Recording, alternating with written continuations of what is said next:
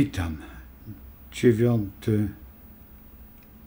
listopad 2023 rok. Nie wiem, jakby rozpocząć tą moją dyskusję, a właściwie monolog. Jesteśmy w znaku Skorpiona, w tyładzie byka, czyli Słońce jest naprzeciwko swojego znaku, w tej dładzie.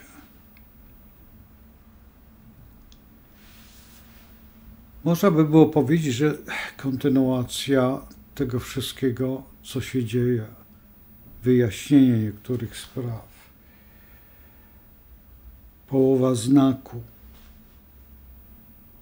połowa tego sukcesu, który Skorpion sobie zaplanował. Tylko jak ten sukces wygląda i jaki on jest.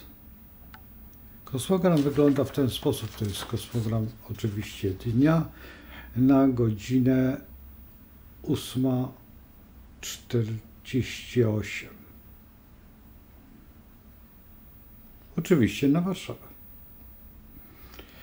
Proszę zwrócić uwagę na podstawową historię, że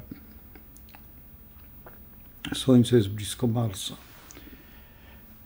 Mars jest wojownikiem i nie przepuści nic ciekawego. Mars ma także za zadanie walki, tylko jakiej? Jeżeli Mars mamy w dładzie bliźniąt, czyli dokładnie informacyjnej. To, co do nas dociera, to jest ułamek wiadomości tych, które byśmy chcieli. W dodatku te wiadomości są mniej więcej, jakbyśmy podpalili stuk z sianem albo ze słomą. Więcej hałasu i bardzo duża ilość ciepła, ale to płonie zaledwie sekundę. A potem zostaje tylko popiół. Zgoda z terminologią zodiakalną, ponieważ Feniks właśnie taki jest. Z popiołu powstał.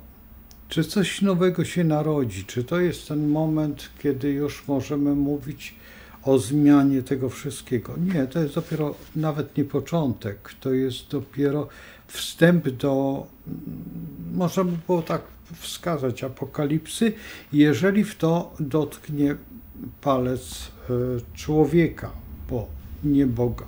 Bóg nie ma nic z tym wspólnego, to człowiek. W dodatku po drugiej stronie mamy Jowisza i Urana. Jowisz jest tą planetą, która chce bardzo dużo i w dodatku jest w Lwie. Więc każdy lew, każde państwo, które jest lwem, każdy fragment, czy miasto, czy też człowiek, który jest lwem, chce teraz zdobyć ten aplauz i chce zdobyć swoje miejsce w tej przestrzeni, czyli tutaj na Ziemi. Czy jest to możliwe? Oczywiście, że tak i to jest najważniejsze. I dlatego też zmiany terytorialne są największą zmorą tych czasów, chociażby wystąpienie tutaj naszego prezesa o reparacje do Niemiec, a Niemcy automatycznie chcą odebrać nam ziemię, które my dostaliśmy w zamian. No wiemy o tym, że czy byśmy chcieli wrócić do tamtych czasów. Już przyzwyczailiśmy się do tego, że Kołobrzeg należy do nas, że Wrocław jest polskim miastem, że Opole też jest i cały ten pas, mimo że jest kiepsko zagospodarowany, łącznie z Poznaniem i Ostrowiem, ale pamiętajmy, nie wiem, czy ja dobrze powiedziałem Ostrów, czy Ostrów należał do Niemiec. W tej chwili mogłem się pomylić. Ale wiemy, o co chodzi. Patrzmy na to troszeczkę z innego punktu widzenia. Niemcy przegrali wojnę. Niemcy stworzyli tą pierwszą wojnę, dostali po grzbiecie i nie ma reparacji co do to, co zabrali Francuzi. Nikt nie rości tych pretensji. I nie wiem, czy ci, którzy są już po francuskiej stronie, czy chcieliby być po niemieckiej stronie. Jeżeli patrzymy teraz na sytuacje jeszcze jakieś inne, światowe, no chociażby tutaj Meksyk i Stany Zjednoczone, tak, też no Teksas by był Meksykiem dzisiaj. Meksyk podejrzewam, żeby był jednym z największych bastionów społecznych na terenie Ameryki, a jednak Stany Zjednoczone, na terenie Ameryki, no tak, ale Stany Zjednoczone wiodą prym. No i Brazylia oczywiście. Ale tutaj zaczyna się ta sytuacja. Teraz zwróćmy uwagę, że Brazylia, Chiny, RPA, Rosja tworzą jeden pakt. Jest to pakt na pewno największy w historii świata, jaki do tej pory był. Nie ma gadania. Tu rozpoczyna się świadomość przestrzeni, świadomość tego wszystkiego, co jest chyba najbardziej niezrównane, bo nikt nie podejrzewał, że Królestwo Wielkiej Brytanii padnie w gruncie rzeczy.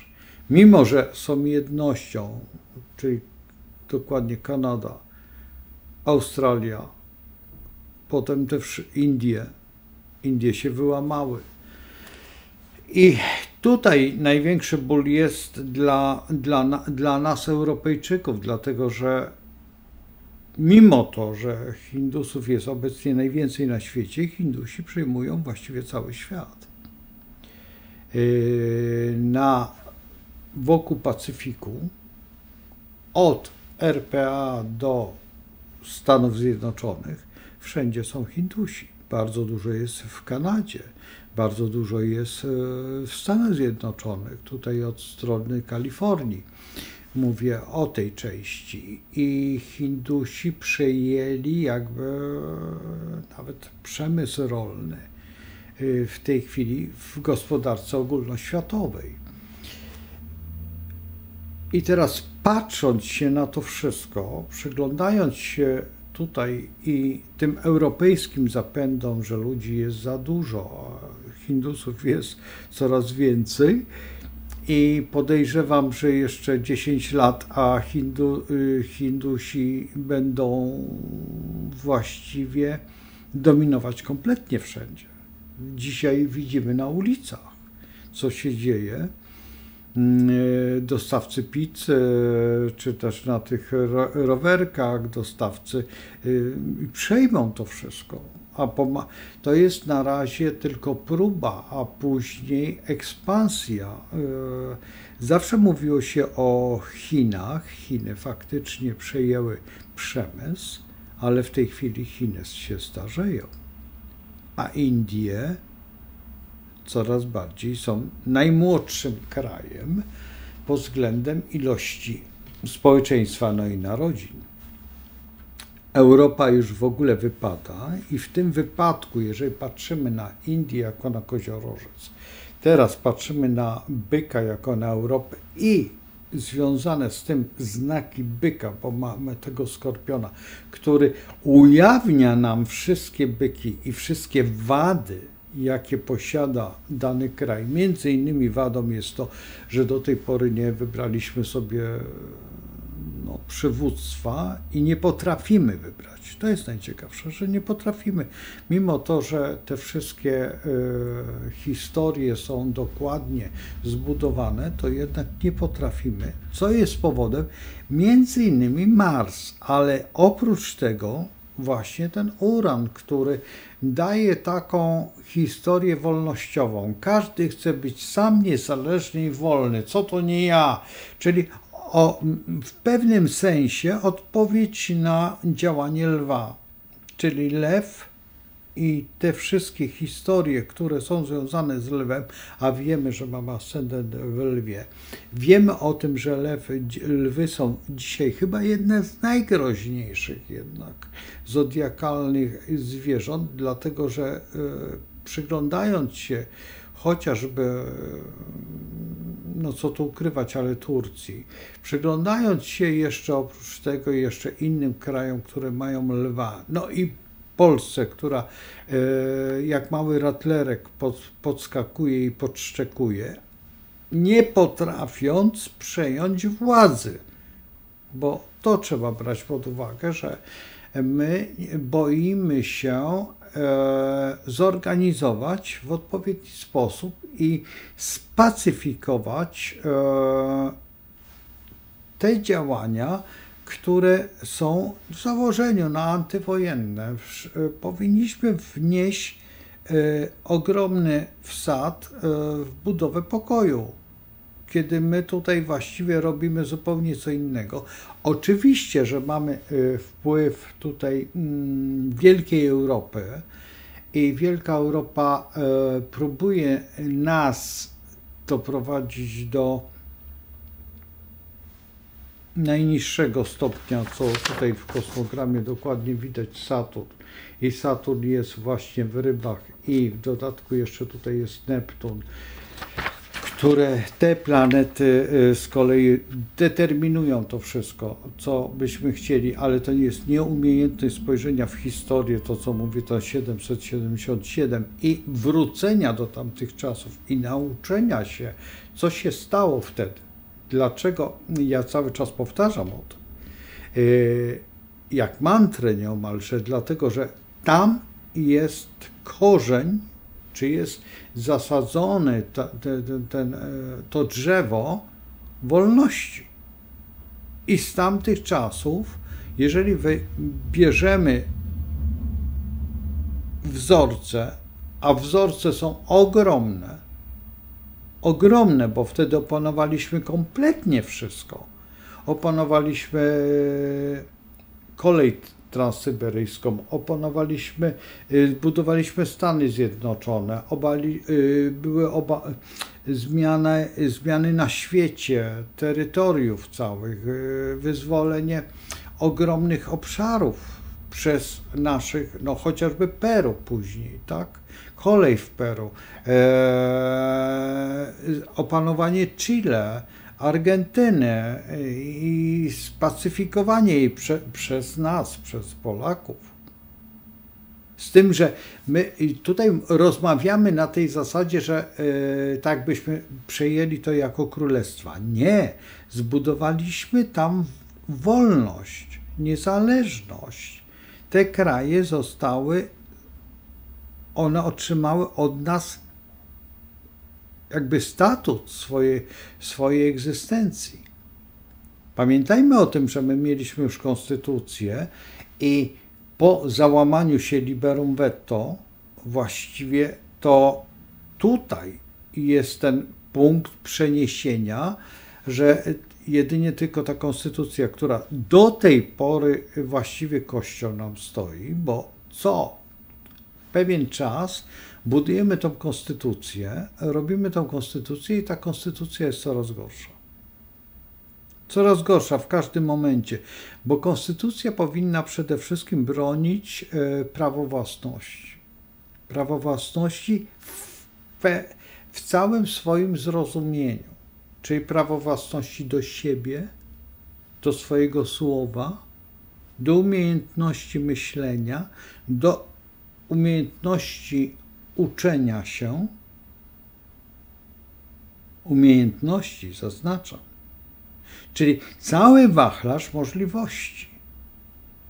Czyli będąc w jaskini, uczę się to, co tam, gdzie jest ten otwór i widzę, co się dzieje.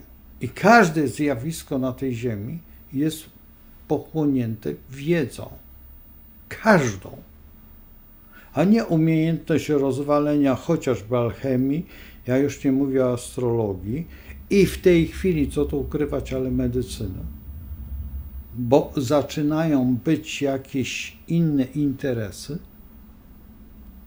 chociażby niemożliwość posiadania tego, co mam, ponieważ to, co mam, czyli nic nie mam, i będę wtedy szczęśliwy. No przepraszam, ale szczęśliwy to ja jestem wtedy, kiedy coś mam. Jeżeli zabieramy dziecku pierś matki, dziecko zaczyna krzyczeć. To jest pierwszy odruch. Informuje, że chce dostać tą pierś. Wykonując jeden z najbardziej obrzydliwych rytuałów, czyli tak zwaną kupę, która jest odzwierciedleniem zdrowia. Im bardziej z niej bucha jakiś odór i ma kolor taki, jak powinna mieć, nie zielony, nie ten, który najbardziej jest pożądany w tej chwili, bo w tej chwili zielona to tak jak było za moich czasów, że w wojsku się malowało trawniki zieloną farbą, bo przyjeżdża pan generał albo tam jeszcze ktoś, bo musiało być wszystko na zielono. Więc to była taka fikcja literacka, ale pamiętają jeszcze moi koledzy, kiedy właśnie w wojsku tak się postępowało. I dzisiaj ci wojskowi postępują w ten sam sposób, ponieważ nie potrafią, ponieważ są to odłamy, a właściwie historia, która się powtarza. Po prostu oni są uczeni, czy wyuczeni z tamtych czasów, tak jak za pana, tak jak pamiętam u pani Dziedzic w programie, był pan, chyba był, nie wiem jaki on tam miał stopień, chyba jakieś generalski, ale nazwisko miał pan Bratek i powiedział, taka policja, taka milicja, jakie społeczeństwo. Taki tłusty człowiek. Dzisiaj właściwie mamy to samo. Przyglądając się temu wszystkiemu, to chyba najgorsza historia. Pamiętajmy o tym, że w czasie okupacji granatowi zostali, tak? Co prawda to była bardzo, ci granatowi nie zrobili żadnych złych rzeczy, ale jednak ja pamiętam, kiedy na przykład akurat miałem wujka w policji granatowej, który uciekł dokładnie, bo się bał. I do lat właściwie swojej śmierci, nie pamiętam w którym roku umarł, ale w latach 60. Nawet nie wspominał o tym, że był kiedykolwiek w policji, a był dosyć wysoko ustawiony. Także tutaj nie to, że się wstydził, tylko pamiętajcie o tym, że oni byli wykorzystywani do pewnych celów, tak? I tutaj, no, i w tej chwili właściwie pełnią im nawet te mundury, które posiadają, są nieodpowiednie i zupełnie pomijając.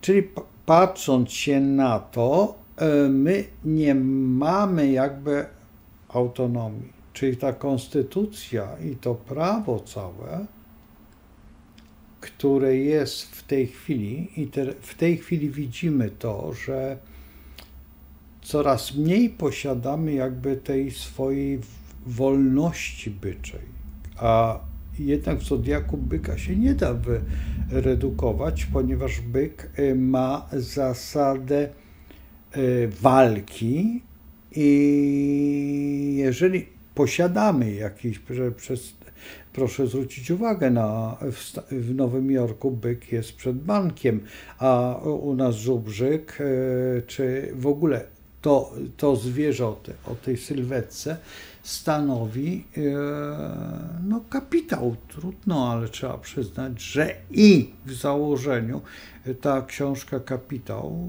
została napisana właśnie przez człowieka, który właśnie ma ten znak przeciwny i w gruncie rzeczy jest chyba najbardziej popularną na świecie. I w Afryce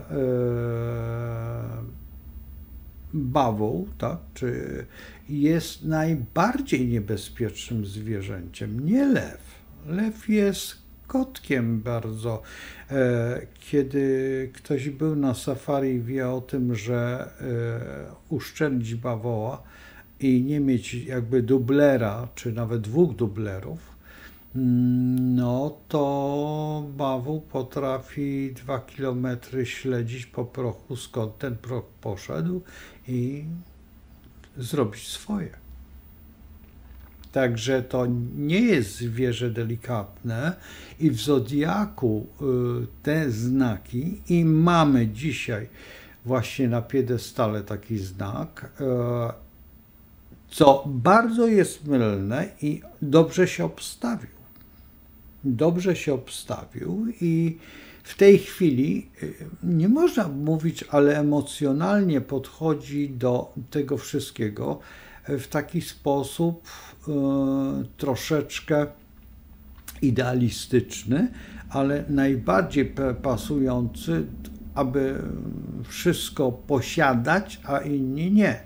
Więc zaglądanie do podszewki w kieszeni jest coraz bardziej intratne i chociażby w tej chwili działania takie, jeżeli punkt przeniesienia nie zmieni się, no to będziemy mieć naprawdę historię bardzo, czy miłą, trudno powiedzieć, ale trzeba nauczyć się jednej rzeczy. Postanowić o jednej świadectwie posiadania. Jeżeli nie przywrócimy tego świadectwa posiadania, jeżeli nie przywrócimy tej możliwości, że to, co jest, to jest moje, to i nie zrobimy tego poprzez tych, których będziemy teraz właśnie wybierać, wybraliśmy właściwie już, a teraz będziemy wybierać do tych gmin, nie gmin, i nie zmusimy tego na zasadzie nękania, to będziemy mieć naprawdę wielki problem i wielki problem z jedną rzeczą, że ta odzież będzie odzieżą, którą otrzymasz po swoim towarzyszu, ale nie wiadomo, co w podszewce będzie się działo. Dezynfekcji takiej nie ma, żeby można było, bo pamiętajmy, że jeszcze jest fizyka taka dziwna i pamięć strukturalna, która, jeżeli na przykład zakładamy coś, kogoś, to bardzo często wszystkie tej osoby poprzedniej, która miała to coś, żale czy kłopoty przechodzą na nas. I to też jest sposób działania tutaj zewnętrza, żeby dać lęk i stworzyć pańkę. To jest właśnie działanie Marsa, który jest blisko Słońca. O, tutaj, w tym momencie. I tu mamy Merkurego, więc to są najbardziej prozaiczne sytuacje, które dają tą możliwość spoglądania w te wszystkie zakamarki naszej świadomości i wymiatania jej z punktu, którym nazywamy zdrowy rozsądek.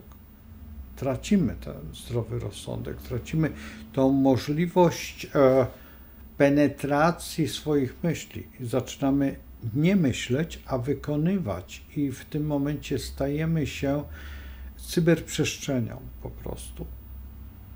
Ponieważ cyberprzestrzeń przejmuje nad nami władzę. I teraz przypuśćmy taki człowiek, jak był pan, który wyjechał, który wprowadził te wszystkie i był ministrem, to taki człowiek powinien się zastanowić jeszcze nad jedną rzeczą. Dokąd to zmierza i jaki mamy z tego proces, który daje wolność. Jeżeli cokolwiek zabiera wolność, czemukolwiek, każdej formie życia, ja już nie będę powtarzał o tej przyrodzie, bo o tej przyrodzie już mówiłem, że przyroda się mści i to w bardzo elegancki sposób i wracamy do epoki kamienia łupanego, gdzie nie potrafimy nawet rozkrzesać iskry życia, jaką jest ogień, święty ogień, który tutaj właśnie się pali. I specjalnie postawiłem w takim dziwnym naczyniu. To jest tak gadżet, ale bardzo miły i bardzo interesujący, który mnie bardzo tutaj nawet grzeje. To dobrze, bo przychodzą czasy, które mają być coraz zimniejsze, a są coraz cieplejsze, no więc to jest w ogóle paranoja. No ale tak jest, taka jest rzeczywistość, taka jest świadomość, taka jest kultura, więc jeżeli jest ten byk naprzeciwko tego skorpiona, o dziwna rzecz, to musimy się zastanowić nad jeszcze jedną rzeczą. Czy my mamy prawo do egzystowania? Bo to jest najważniejsza rzecz w tej całej naszej tutaj dyskusji. Czy prawo do egzystencji, czy do wegetacji? Bo do tej pory budujemy sobie prawo wegetacji. I to jest chyba clue tej mojej wiadomości dzisiejszej, ponieważ skorpion naprzeciwko byk, czyli pogranicze życia i śmierci i to wszystko, co jest, i byk, który jest tą masą, którą możemy w ten sposób zrealizować i ona może rządzić. Także życzę Państwu po prostu zdrowego rozsądku i przede wszystkim tego słowa miłości, bo miłość jest najbardziej potrzebna przy tym wszystkim i z tego słowa w pełni znaczenia, łącznie z miłością do wszechświata, a przede wszystkim do Stwórcy. No cóż, ostatnie moje słowo to z Bogiem i z wiarą w życie, bo wiara w tej chwili też zaczyna być komercjalna i to jest najbardziej przerażające, że komercja zaczyna dotykać każdej dziedziny naszej świadomości. Na rany Chrystusa. Do zobaczenia.